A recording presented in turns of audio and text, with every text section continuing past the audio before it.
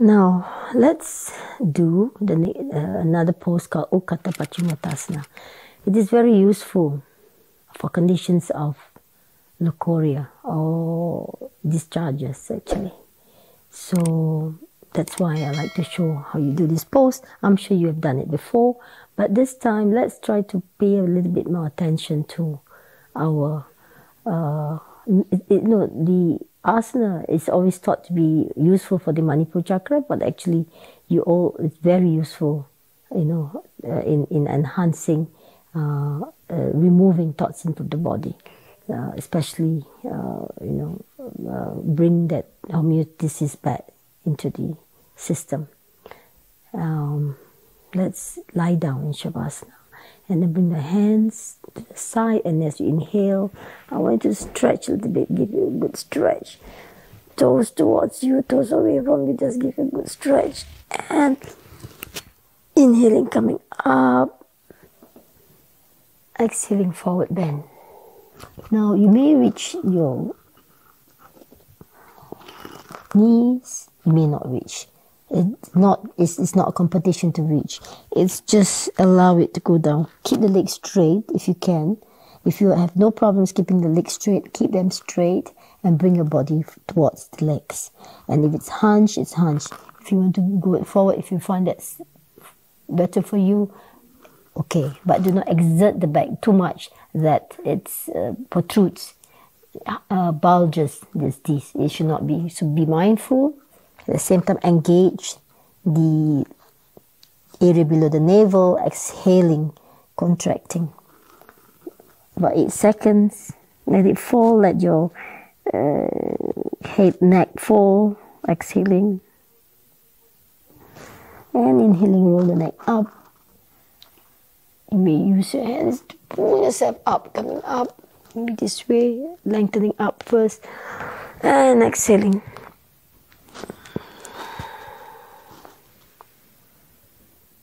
Again, inhale.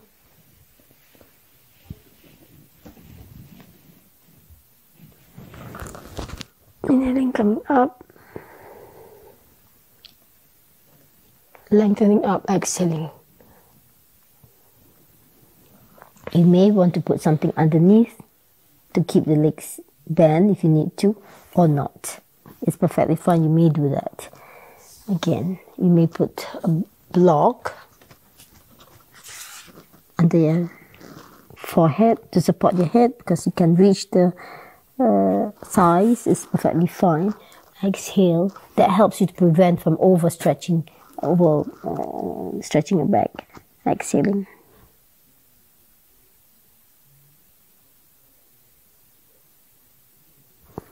Inhale about 8 seconds, and then coming up. Be mindful about the area that you're working on, because it really helps to and contract your Muladhara chakra as you do that. Again, inhale, contract the Muladhara chakra, or the urinary tract actually also. Exhaling.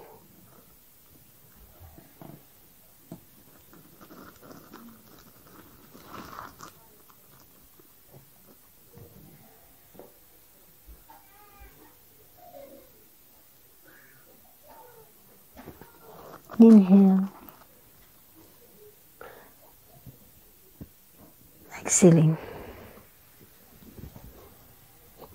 It's very useful for the women's organs, so please be aware of it. As if you're aware of this, you will optimize from these asanas rather than inhaling, exhaling, coming up, working up. You're thinking just on your muscles. It's not on the muscles. It really helps with the lower chakras very, very much. Exhaling. You may use it, you may not.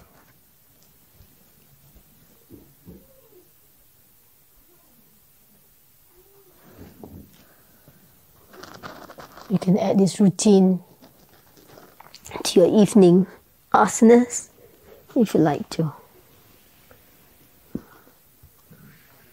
Inhale.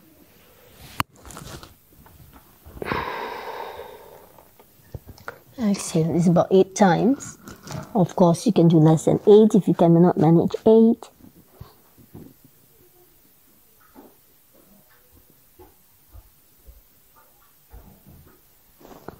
Inhaling, as you lengthen, you find you're still engaging your Muladhara chakra, you're engaging. The entire thing is engaged. Lengthening up, giving space, exhaling. I'm going to do one more time. You can continue 8 times if you're doing 8 times inhaling. You see, when you do this, you're also massaging your shoulder blades. You're massaging the upper part of the body. Inhale and lengthening up. First exhaling. Contracting. Coming down, forward.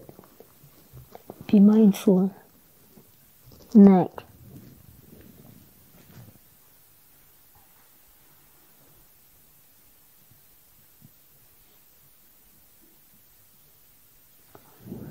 Inhale, neck. Coming up. And exhaling down.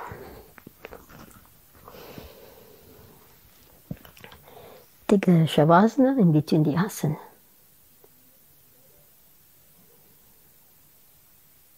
One of my favorite pose is actually Bhujangasana. It's very useful. It's actually one of the best poses to do every time. In fact, every day. It really lifts your spirit, your mood, and gives you this kind of dynamism. At the same time, you are in focus. Now, Bhujangasana is very different for everybody. One of the very most effective ways of doing this Bhujangasana is actually the part that it stretches your pecs, your chest. Because in women, there are a lot of cases of problems in those areas, especially cancerous cells and all that. So so it's better actually. It is very good if we are able to do these asanas regularly, also to relieve a lot of tension and such accumulation of thoughts in the body. So let's go into a little bit of stretch, which I think is very useful in doing the asanas. But if by doing the asanas, actually you get that stretch. But most of us may not be warm up enough to do the asanas to give that stretch. So I want to include this in. This is really nice. Just bring your arms to one side and then turn. If you're stretching your right arm, you are dropping your feet to the right and just give that little bit of stay for a while. Stay in that pose. You can bring your arm back, the upper arm. You can even roll this hip a little bit out, but you might feel a bit strain on your shoulders depending how flexible you are. But that's not the whole idea. The whole idea is stretch this pectoral, these muscles. Just stay for a while. You could stay for a long time, but a little bit of 2 minutes is very useful. And you find that after some time, it gets easier to go with this stretch. The stress, it helps to do the pose easily. Just feel how this position allows you to relieve a lot of tension. You might not realize that there's a lot of tension built up in this area that affects our neck. We may use your knuckle actually to just give some massage, or even just your fingertips. If you're not familiar with the knuckle, to massage, you can use a fingertip and just under the clavicle. We find it's very nice to relieve this tension here. At the same time, you find relief in your back, shoulders, neck. There are lots of stagnation in this area, and very often we don't realize it until we get into the pose. Let's do the other side very, very slowly. Very, very slowly. Got your knee. And then the other side. You need to give it some time. So, again, bend the knees, drop the knees. Bring your upper arm. If you want to go further, you may. And you may use your hand to massage the area below the clavicle. You can feel a little bit sore there. But later on, because it affects the microphone, just stay for a while.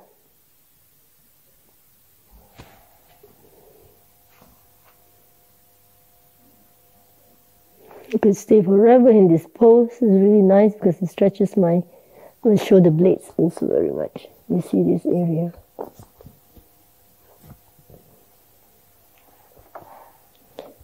At the same time, the pectoralis muscles.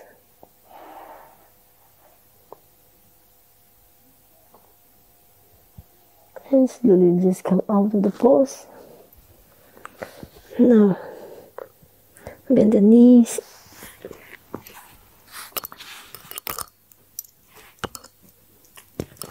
Just stay for a while.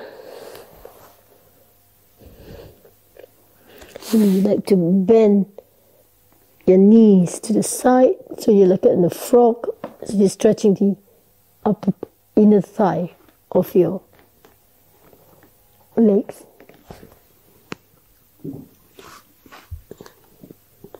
Just stretch.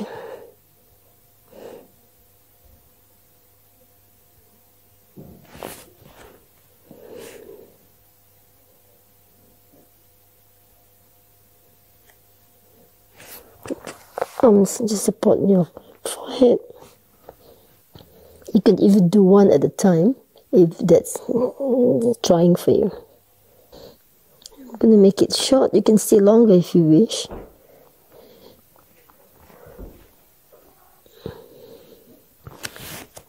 It's nice to just roll and come to the child's pose for a while.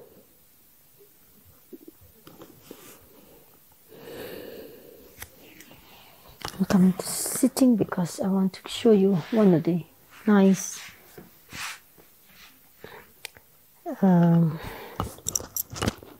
butterfly. Butterfly pose is always really nice to do. You could do it this way, or could just now we were stretching the inner thigh, so you could do it in this butterfly way too.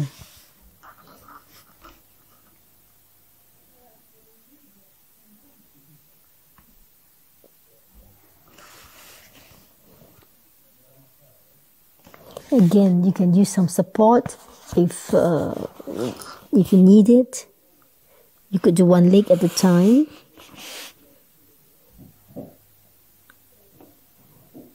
You find the stretch on the outside of the thigh as well as the inside of the thigh in some cases. Yep.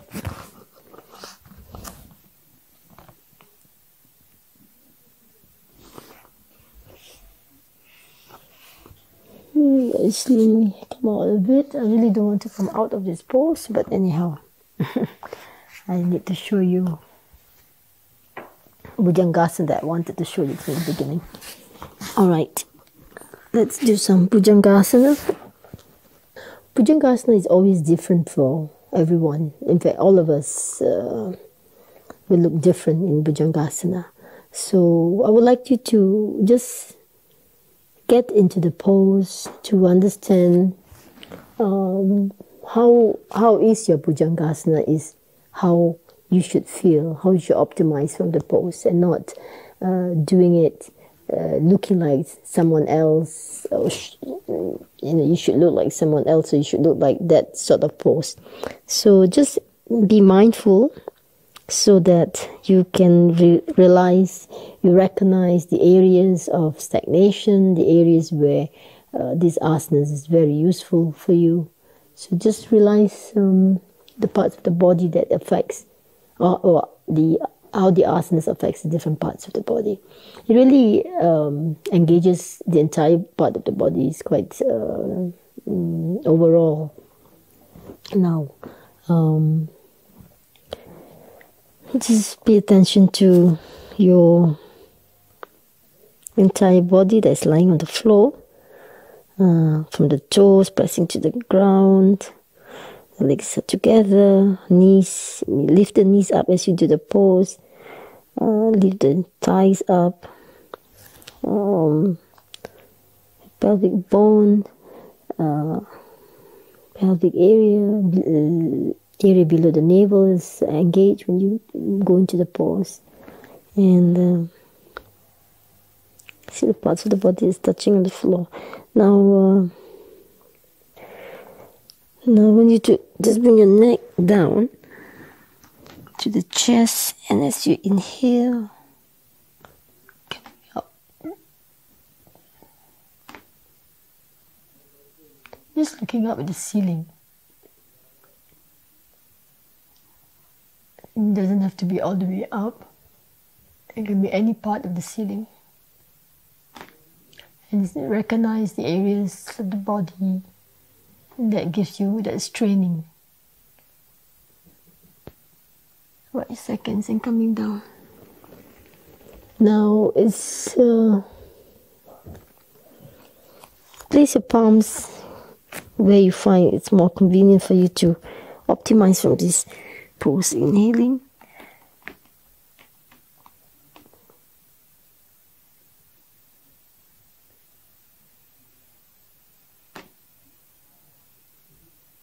Focus on one point at the ceiling and exhaling. Exhaling. Now as you inhale again, the next step, engage the area below the navel. Your back is sort of relaxed. Breathe through the upper back of your thoracic ribcage, and then as you roll up, inhaling, you may support your body, your chest forward, open up the chest, palms pressing to the floor.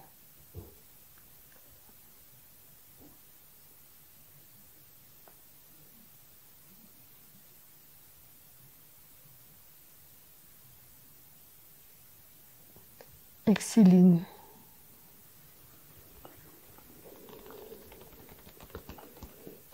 Your palms maybe nearer to you if you like, so you could feel the strength of your upper back as you go up.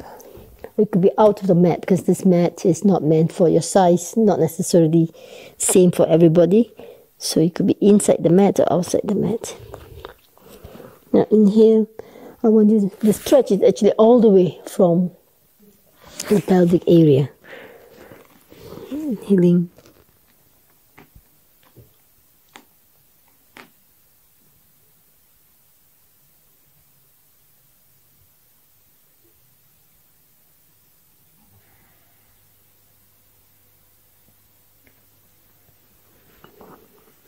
This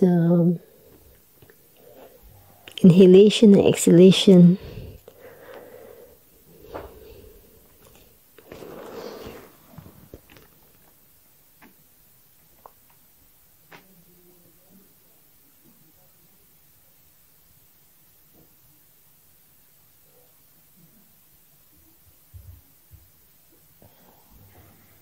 please breathe in and out through your nose, because it helps to bring this oxygen to the nitric exit to those areas you're breathing into. So if you're focusing, if you understand the effects of these asanas all the way from the entire body, even from the pelvic area, you see how it can rejuvenate our reproductive system and the well-being of the women's body. At the same time, stretching the chest area.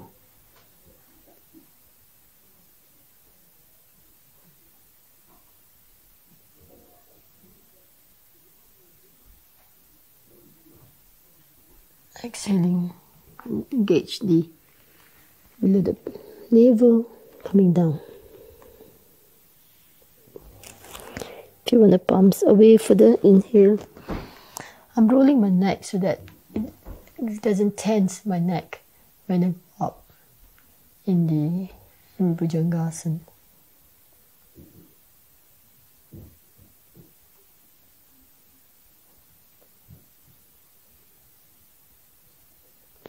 Exhaling. Legs are together. The thighs of the inner legs are engaged. Your buttock is engaged. Inhaling. If you find that you don't need to roll the head, you can just come up. As you don't have the tension, that's fine.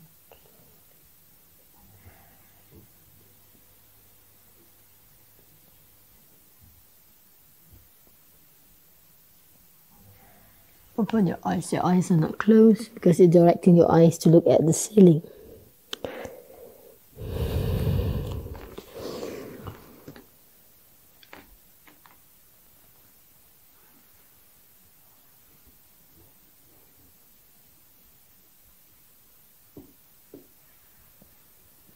Exhaling. Just bend the knees. You may go into child's pose, or you may just go into the Shavasana pose.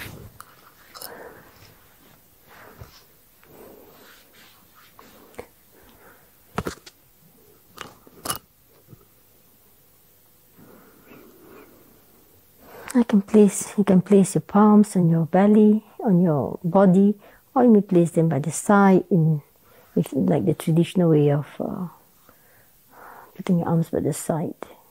Both ways, you should be relaxed. The neck should be relaxed, and shoulder blades.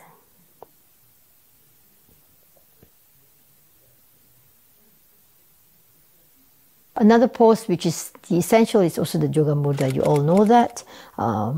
We will do it now. I want you to see the difference in some of the poses, how you can do it. You could use a blanket to sit on it if you want to, because you need to sit on it for some of us.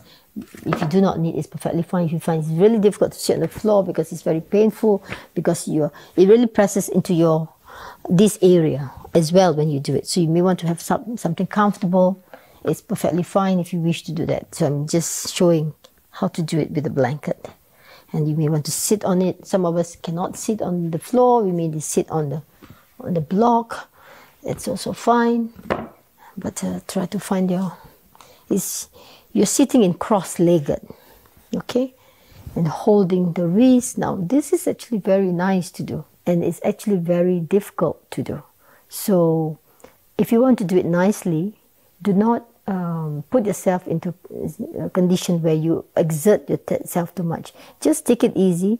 Make a feast of your hands. This feast is important to actually pull the shoulders forward, the chest forward. So keeping the spine upright. If that's difficult for you, then you may not do it so straight. But holding it, the pressure is a lot, or actually even on the side. It gives a lot of pressure on the side of your ankles. And be careful about this pose. That's why when you're pregnant, the 3 basic asanas are actually prohibited. In fact, asanas are prohibited during pregnancy. Of course, you can do some stretching and all that, but the asanas in particular are prohibited. Now, so holding your arms back, inhale first. As you exhale,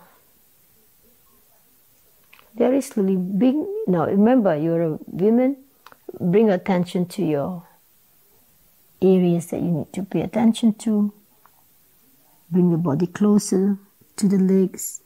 You may bring the forehead to the floor if you reach. If you do not reach, it's perfectly fine. It's fine to stay like that. Exhaling.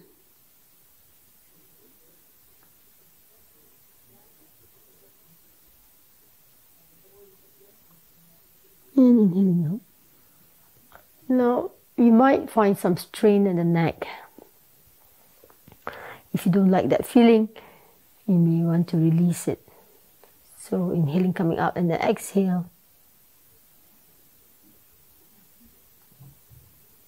So you may have that strain in the neck. If you don't like, you can release the neck and go down. Otherwise, you could stay at that position. Engage your abs, engage the area below the navel. And coming up. You see, as you come out, you're actually pressing to the floor with your ankles. Your feet are pressing to the floor. But you use your arms to help you come up, upright. Again, exhaling. Inhale and then exhaling.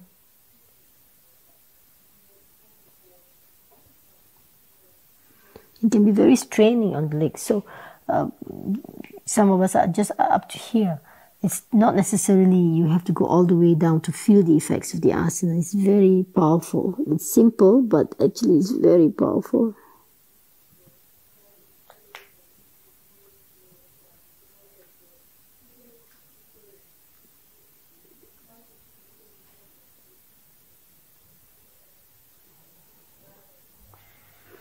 And you may change your legs if you want to, if you've done 4 rounds, but not necessarily. But I find useful because sometimes you tend to be one-sided when you do it.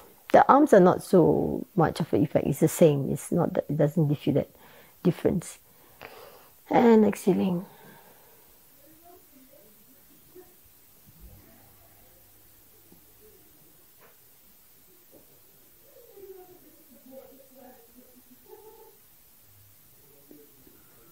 Inhaling. I'm just going to do one more time. So exhaling, engage. Again, just like Dirghapanam, do not exert your back too much. Make sure that this weight is not going all the way down to push the back, but you're going all the way down because you're able to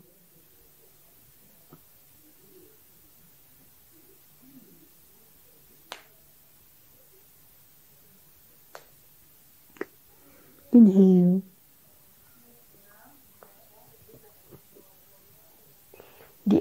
Actually, it's one of the best poses to prepare yourself for meditation because the way that it's done. You might not realize it, but it's very powerful because it also works on the spine a lot. So, and it's surely not during pregnancy. Right, so we have done Yoga Mudra.